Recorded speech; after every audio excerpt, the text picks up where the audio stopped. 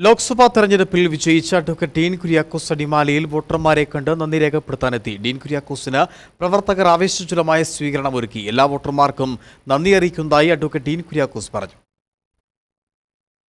ലോക്സഭാ തിരഞ്ഞെടുപ്പിൽ നേടിയ വിജയത്തിന് പിന്നാലെ അടിമാലിയിലെ വിവിധ മേഖലകളിൽ വോട്ടർമാരെ കണ്ട് നന്ദി രേഖപ്പെടുത്തുന്നതിനായിട്ടായിരുന്നു അഡ്വക്കേറ്റ് ഡീൻ കുര്യാക്കോസ് എത്തിയത്. തുറന്ന വാഹനത്തിൽ പ്രവർത്തകർക്കൊപ്പം സഞ്ചരിച്ച് ഡീൻ കുര്യാക്കോസ് വോട്ടർമാരോടുള്ള നന്ദി അറിയിച്ചു.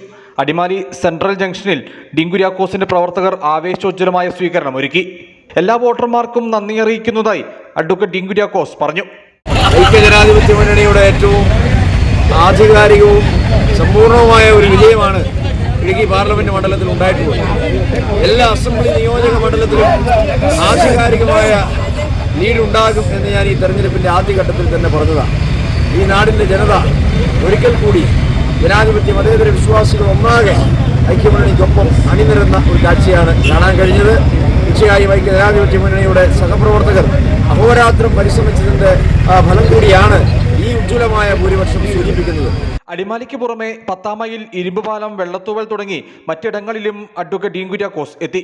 വരും ദിവസങ്ങളിൽ അടിമാലി മേഖലയിൽ അഡ്വക്കേറ്റ് ഡീൻ കുര്യാക്കോസിന് വലിയ സ്വീകരണം ഒരുക്കാനുള്ള തയ്യാറെടുപ്പിലാണ് കോൺഗ്രസ് പ്രവർത്തകർ. News bureau, Adimali.